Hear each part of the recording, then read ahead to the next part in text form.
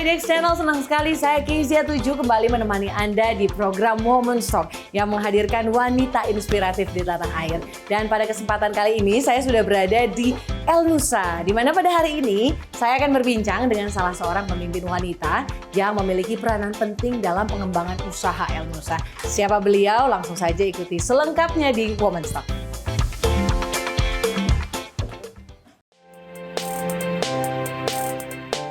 PT El Nusa telah menyiapkan sejumlah strategi dan inovasi baru untuk menghadapi tantangan bisnis di masa mendatang. Di mana perseroan sejauh ini terbukti mampu memperkuat fundamental bisnis, membawa inovasi serta memiliki visi sebagai perusahaan jasa energi terkemuka yang memberikan solusi total bagi konsumen. Oleh karena itu, guna mendukung capaian tersebut, El Nusa terus melakukan investasi belanja modal dengan menambah armada mobil tangki dan menambah aset accommodation workbench offshore yang sejalan dengan program pemerintah dalam menetapkan sasaran, mempercepat realisasi target 1 juta barel minyak dan 12 BSCFD gas demi ketahanan energi nasional di masa depan. Bahkan El Nusa akan berekspansi ke sektor non-migas service, energi baru terbarukan, dan turut serta dalam pengembangan ekosistem electric vehicle sebagai respons kebijakan masa depan yang berkelanjutan di tanah air. Lantas, bagaimanakah langkah manajemen El Nusa dalam menghadapi tantangan bisnis di masa depan? Simak perbincangannya bersama dengan Direktur Pengembangan Usaha PT El Nusa Tbk Rati Esti Prihatini, hanya di Women's Talk.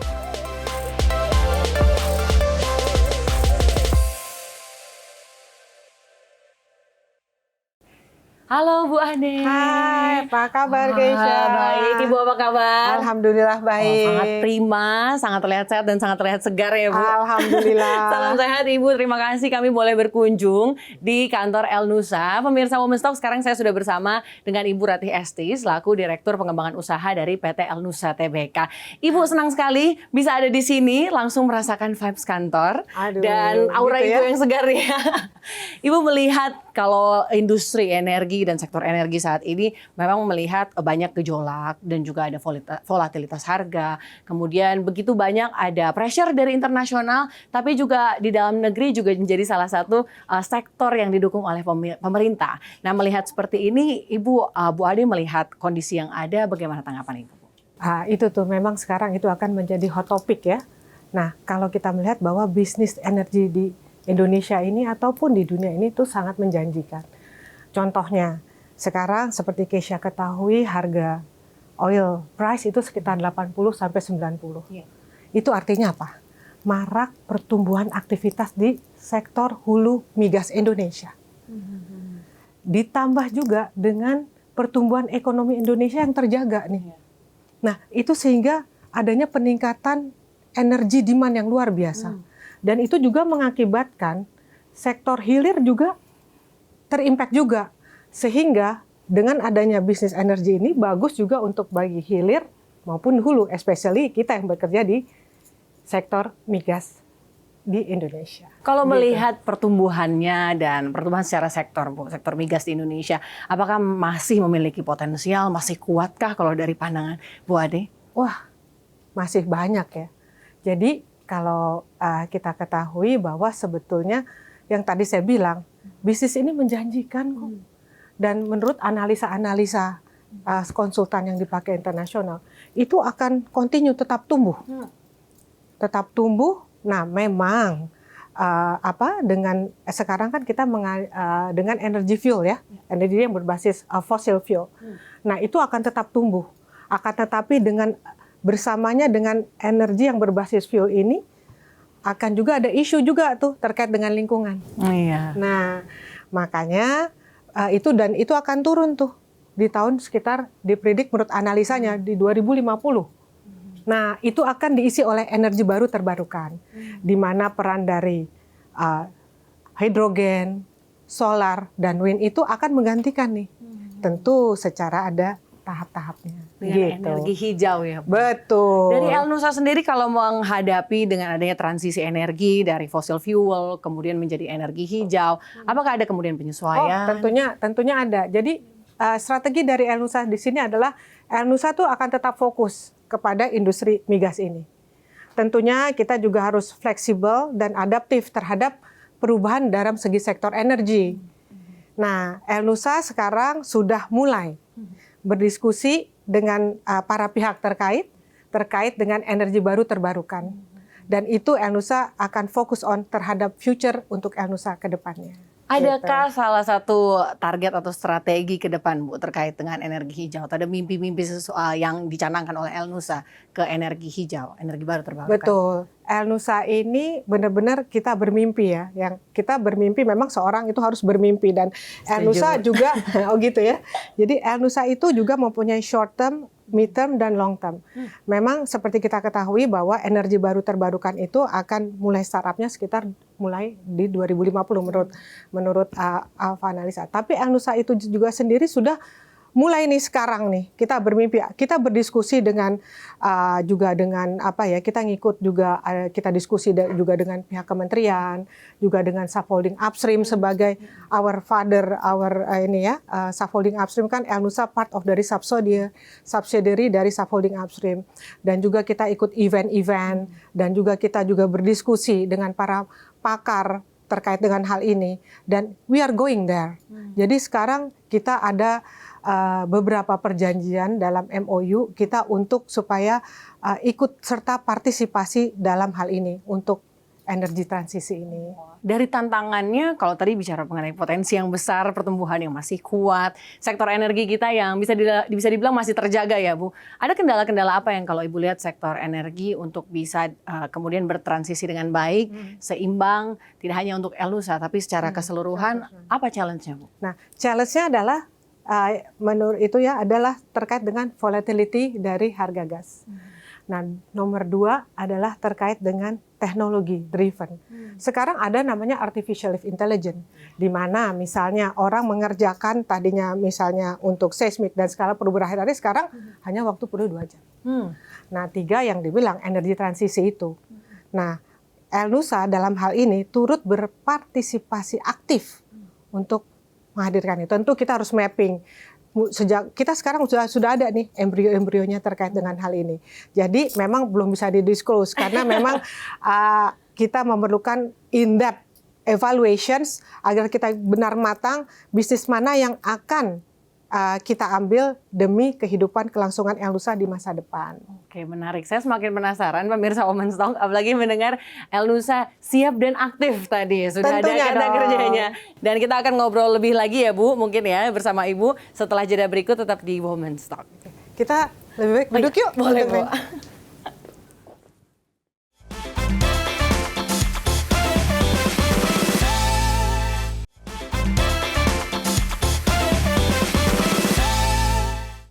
Pemirsa Women's Talk, saya masih berbincang dengan Ibu Ratih Esti selaku Direktur Pengembangan Usaha dari El-Nusa. Nah, Ibu Ratih Esti yang akrab disapa dengan Bu Ade. Bu Ade, tadi kalau kita bicara mengenai El-Nusa dengan transisi energi secara sektoral, tapi kalau melihat El-Nusanya sendiri, ini ada salah satu pembukuan yang sangat signifikan terkait dengan pendapatan usaha di tahun 2022 yang diketahui naiknya sampai lebih dari 50%. Sebetulnya apa kontributornya, Bu? Sebetulnya kalau kayak gitu kita mesti lihat dari dari internal maupun di eksternal ya. Kalau dari eksternal saya ambil ya bahwa kita memaksimalkan kontrak-kontrak yang dimana itu belum maksimal. Jadi ya kita nge-approach klien gimana kita harus memberikan solutions yang baik. Terus nomor 2 kita juga menembus kepada kontrak-kontrak yang belum ada. Jadi misalnya contohnya kontrak petrokimia tadi belum ada tuh di upstream. Tahun 2012 tembus. Nah, nomor 3 adalah kita memenangkan beberapa proyek yang strategis yang memberikan multi years keuntungan kepada El-Nusa. Itu dari segi eksternal ya. Nah, segi internal tentu itu tidak akan dicapai dengan semena-mena kalau kita tidak adanya terkait dengan operation efficiency. Betul kan? Terus juga bisnis proses yang kita harus perbaiki. Jadi selalu ada improvement yang harus kita buat. Nah, dengan itu tentunya dengan kompetensi the employee itu sendiri, capability-nya juga. Nah, itu yang kita naikkan sehingga El-Nusa kuat signifikan mencapai revenue dan net profit margin yang signifikan juga gitu. Wah, di tahun 2022 dan bahkan ketika masih masa transisi pandemi endemi ya Bu. Itu dia. Tapi Elnusa masih bisa tumbuh dengan kuat. Nah, kalau melihat tahun ini Bu, pasca mobilitas juga di Indonesia, pertumbuhannya istilahnya baru pulih Bu. Dari endemi kemarin, dari pandemi kemarin masuk ke masa endemi. PPKM baru diangkat, baru bergerak lagi ekonominya awal tahun ini. Sejauh ini bagaimana Bu kinerja Elnusa di semester ini? Kalau kita lihat kan dalam suatu company itu dia mempunyai rencana kerja. Kita sebut adalah RKAP. Nah, alhamdulillah dalam mid ya, jadi mid semester ini Elnusa sudah mencapai sekitar 90%. Jadi boleh bangga dong. Wah, gitu. patut diapresiasi Bu. Tentu gitu. Jadi performance Elnusa insya Allah bisa memenuhi bahkan beyond dari RKP by the end of the year. Dan mungkin nanti akan ada announcement terkait dengan performance ini melalui komunikasi dari orang Elnusa itu sendiri. Wah, berarti gitu. mungkin apa yang disebutkan oleh Bu Ade tadi bahwa Elnusa sebetulnya sudah berperan aktif dan siap. Ini sepertinya jadi bukan omong kosong ya Bu. Karena Betul dari dong. kinerjanya saja Kita sebenarnya walk the sudah talk. dibuktikan. Walk the talk. Walk the talk. Betul. Apa yang kita omongkan dan kita juga lakukan dan kita berhasil. Oh, bukan Vini janji vidi palsu. visi. Bukan janji palsu, berarti kemudian apa yang direncanakan ke depan baik dari transisi energi ke EBT juga mungkin itu satu hal yang bisa jadi janji yang pasti yang bisa diberikan oleh perusahaan juga. Tapi terkait dengan pemanfaatan EBT, energi hijau, di Elnusa sejauh apa Bu? Iya, seperti yang tadi kita bicara sebelumnya, bahwa sebetulnya Elnusa ini berkomitmen akan ikut serta aktif dalam proyek-proyek EBT. Misalnya kita juga ada salah satu lah ya yang masih embrio tapi sedang dalam taraf diskusi, yaitu terkait dengan EV. Dan juga yang kita juga sedang berdiskusi dengan salah satu BUMN juga terkait dengan smart meter. Nah, itu salah satunya dalam hal itu. Dan itu yang terkait dengan EBT-nya. Tapi yang terkait dengan yang bisnis Elnusa, bahwa sebetulnya yang tadi saya bilang bahwa di tahun 2022 itu Elnusa sudah di upstream bisnis adanya masuk ke dalam petrochemicals. Dan itu juga memberikan quite significant revenue terhadap Elnusa. Dan nomor 2-nya juga ada penemuan inovasi dari Elnusa, yaitu terkait dengan hydraulic workover drilling. Nah, sekarang lagi bekerja di salah satu region di bawah scaffolding upstream. Dan masih ada lagi, tentunya masih ada. Akan tetapi kita masih belum bisa membicarakan karena kita mau agar itu matang dulu lah istilahnya, baru nanti kita akan memberitahukan ke publik.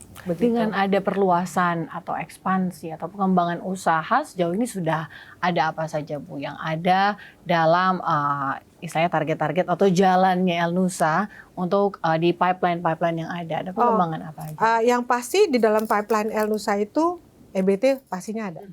Itu udah pasti harus, karena memang seperti kita tahu kita harus momennya adalah pas. Sekarang momen ini atau enggak kita akan lose gitu. Karena dalam membangun suatu bisnis itu tidak mudah membalikan tangan ya. Jadi memang harus ada di-ensure bahwa semuanya ada terkait dengan capitalnya, juga terkait dengan teknologinya, dan juga terkait dengan resources yang ada. Ini kita harus prepare. Dan sekarang we are working on it ke dalam EBT itu. Dan dalam pipeline itu juga kita juga terkait dengan bisnis-bisnis yang sekarang yang memang kita membawa selain EBT juga ada teknologi baru yang memang sekarang kita lagi diskusi dengan para pihak terkait gimana caranya kita sebagai energy services kita menawarkan kepada klien kita gimana untuk menaikkan productions.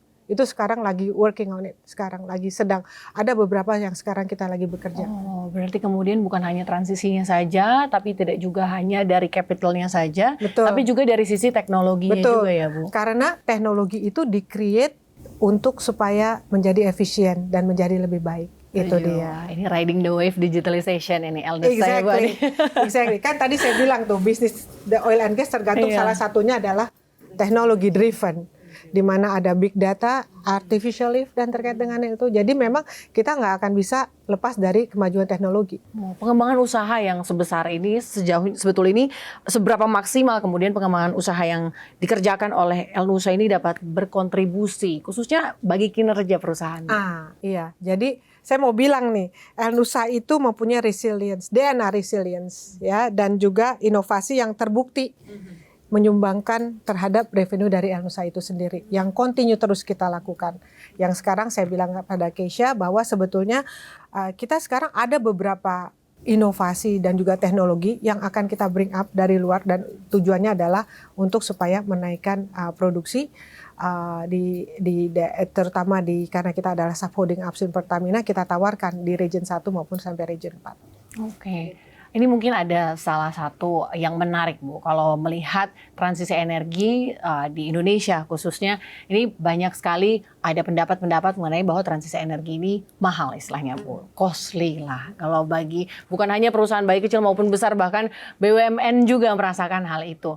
Sebetulnya dari pandangan Ibu pribadi, is it worth it, Bu? Apakah worth it kemudian pengembangan energi baru terbarukan, terlepas dari targetnya pemerintah, Bu?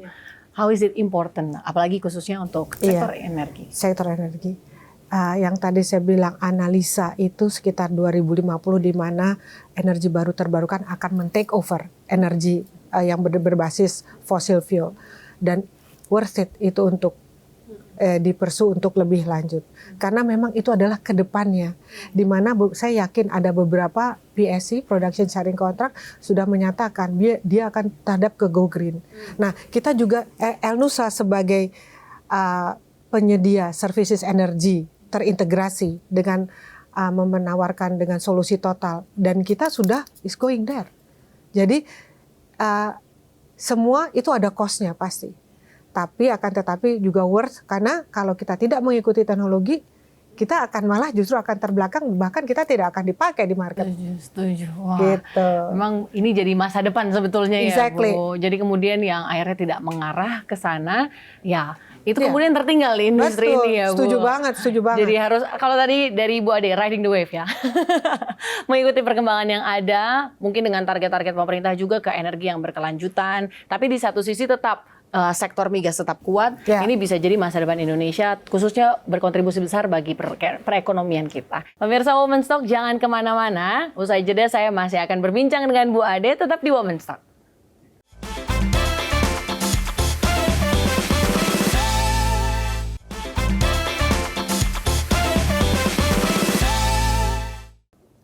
Pemirsa Women's Talk, saya masih berbincang dengan Bu Ade. Tapi tadi kita sudah banyak bicara mengenai sektor migas, kemudian sektor hulu di Indonesia, Elnusa sendiri sebagai satu perusahaan yang masih tetap tumbuh kuat. Tapi mungkin tidak bisa dilepaskan dari sosok Ibu Ade sendiri sebagai pemimpin. Bu Ade sebagai seorang wanita yang mungkin fungsinya juga banyak, Bu. Di rumah, di kantor, kemudian juga harus memimpin sebagai seorang leader. Mungkin ada terminologi woman leadership bagi Bu Ade seperti apa? Oke. Kalau especially karena saya dari lulus ini saya berkarir saya di upstream. Jadi di migas, kebetulan saya juga lulusan teknik dari teknik perminyakan. Nah, saya ini bekerja di mana pria mendominasi. Ya kan? Nah, pria mendominasi ini. Jadi perceptions-nya terkait dengan woman leadership adalah perempuan harus extra effort untuk membuktikan seperti pria. Nah, itu satu. Nah juga ada performance bias bahwa wanita itu lemah, ya. Jadi yang tadi karena lemahnya gitu, jadi kayaknya dia men-setup their boundaries. Nah, itu sekarang, tapi tidak pada saat ini gitu loh. Jadi sebetulnya bahwa kalau menurut saya jika wanita diberikan kesempatan yang sama, ya. Itu dia juga tidak boleh men-setup their boundaries, misalnya, aduh saya nggak mau ke sini, aduh saya nggak mau ke sini, saya nggak bisa melimit diri sendiri. Jadi set up the boundaries itu melimit, nah itu nggak bisa. Jadi kalau memang kita mau dikasih kesempatan yang sama, ya kita juga harus act seperti pria bisa, kita juga bisa. Pasti ada banyak kendala ya Bu, atau tantangan-tantangan yang besar baik tidak hanya di kantor namun juga di keluarga. Apalagi masalah waktu Bu Oke, biasanya oke. perempuan. Jadi kalau menurut saya is about options. Jadi kalau ketika memilih keluarga ataupun karir, ya kalau memang di certain period we have to admit, kalau misalnya saya di posisi kebetulan sini, pasti ada waktu yang kurang nggak dengan keluarga? Pasti ada, dan itu nggak bisa di-ignore. Tapi ketika saya ada waktu, saya Sabtu Minggu, saya masih sempat kok jam 7 habis subuh, saya ke GBK, saya di sana punya PT, saya lari. Oh, masih Saya ada lari. waktu olahraga gitu, Ada, Bu? pasti ada. Karena dengan olahraga itu kayaknya langsung gitu, melepas Iya. capek saya. Dan tentu hobi saya satu. Kalau misalnya sudah olahraga, tentu kan di GBK tuh banyak makanan. Saya makan gitu kan. Nah, nomor 2-nya ya saya seneng aja belanja. Jadi melihat baju kah, melihat juga suka, apapun Bu, kalau itu. Gitu. Jadi ya pastinya ada gitu. Tapi kalau misalnya tadi dibilang adakah waktu yang di-sacrifice, pastinya ada. Tapi I'm blessing loh. Biar gini waktu ada, sampai saya masih bisa merawat ibu saya masih bisa merawat saudara saya masih merawat bahkan ponakan-ponakan saya yang kebetulan sudah yatim piatu. Ayah ibunya kakak saya juga sudah, bahkan saya diberi kesempatan untuk merawat mereka. Jadi ada waktu nggak? Ada. Cuma limit nggak apa-apa. Kan yang penting the quality. Percuma waktu banyak tapi kita nggak bicara apa. Tapi kalau misalnya kita waktunya sedikit tapi kita benar-benar put attention to them, dan itu is a blessing for me. In the same time, saya juga banyak pekerjaan, tapi in the same time juga saya masih bisa memperhatikan mereka. Wah, ini menarik karena kalau melihat Bu Ade ini sepertinya daripada quantity waktunya yang banyak, tapi lebih baik quality-nya ya Bu. Iya. Tetap being 100% dimanapun Betul. peran-peran yang Betul. harus dituntut entah di rumah maupun di Betul. kantor, tapi Betul. juga tetap ada waktu pampering buat diri sendiri ya Bu. Betul banget. Prioritas ini berarti masalahnya Jadi ya Bu. nanti kita bisa ketemu ya Bisa di GBK. belanja. Dan bisa belanja juga bareng. Iya kan Bu, tidak hanya olahraga, belanja juga nggak apa-apa ya Bu. Kan menambah ini kontribusi Betul. perekonomian. Betul. Tapi kalau melihat karakter Ibu Ade sendiri dari kepemimpinan di kantor, kemudian Ibu sekarang dari karir awal langsung di sektor ini Bu. Dari perjalanan Ibu kemudian sampai ada di hari ini, apa Bu adakah ada cerita-cerita hidup sesuatu yang menarik, apa mungkin tantangan terbesar? Yang sesuatu menarik adalah ketika saya berkarir sebagai engineer. Saya juga ke offshore loh. Oh, Jadi saya waktu tidak itu dari kantor, tidak langsung dari di lapangan. jadi ketika lulus memang saya langsung ke saya sempat bekerja sebagai well service support specialist. Nah, itu saya juga berangkat juga ke offshore. Tapi di sepanjang karir saya berharap bahwa karir path saya pengen di engineering path gitu ya, di technical stuff. Tapi when I work in salah satu PSC, saya ditempatkan di HR. HR. HR. I'm really sad. Aduh, kenapa saya am I doing something wrong? Enggak ada. Bos saya bilang bahwa enggak, ini hanya untuk menambah your print dimanapun nanti the next assignment. And you know what? Saya 2 tahun di HR, sekarang malah itu menjadi this is the blessing. Kenapa saya ditempatkan di HR? Pertama sedih banget. Saya udah pengen banget karir path saya di engineering, tapi saya ditempatkan 2 tahun di HR. Tapi finally setelah itu saya di commercial. Nah, saya lihat jadi ternyata ketika saya benci dengan tugas itu, saya pikir aduh this is ruin my career. Dan ternyata itu menjadi blessing saya ketika saya di sini. Oh, when I was in HR, I did like that. Kayak gitu. Jadi ya itulah makanya saya bilang pertama-tama disappointed, tapi itu menjadi forte ke depannya. Iya, jadi kemudian jalur hidupnya bukan berarti kemudian jadi sia-sia ya. Exactly. Bu? Justru komplimen kita mempersiapkan kita masa depan ya Bu. Jadi karir saya tuh agak dari engineering staff, saya ke HR, saya ke commercial. Bahkan sekarang di business development yang benar-benar, apalagi di service company yang benar-benar different gitu. Tapi I think I make it right. Buktinya terbukti dengan Elnusa dengan performance-nya bagus. You made it Bu. Itu salah satu saya merinding pemirsa Womenstock, karena kalau bicara bagaimana perjalanan hidup kita nggak ada yang tahu ya Bu. Betul. Tapi kemudian Ibu Ade jadi salah satu sosok yang role model istilahnya, jalani ada yang di depan, karena ke depannya who knows. Iya, Ternyata itu jadi salah satu bekal yang buat kita bilang ya, Bu. enggak, ternyata itu akan menjadi bahan untuk kita untuk ke Di depannya. depannya. Iya. Bu, apa yang membuat Bu Ade kuat sehingga sampai hari ini perjalanan karir yang begitu Oke. panjang? Jadi Ada mungkin prinsip atau quotes? prinsip quotes adalah, saya punya prinsip quotes yaitu Oke, Bu. do one step at the time. Do one step. at a Iya, time. journey itu dimulai dari satu langkah. Hmm. Jadi beranilah untuk melangkah ke depan. Kesempatannya pasti banyak. Kesempatan pasti banyak dan kita selalu positive thinking dan berani melangkah untuk mendapat challenge yang lebih baik. Terima kasih Bu dan pemirsa Women's Talk. Kiranya ini bisa jadi inspirasi baru bagi Anda. Tetap terus saksikan IDX Channel, your trustworthy and comprehensive investment reference. Saya Kisha 7. Terima kasih, sampai jumpa. Terima kasih Bu Terima Ade. kasih Kesha, sampai ketemu lagi.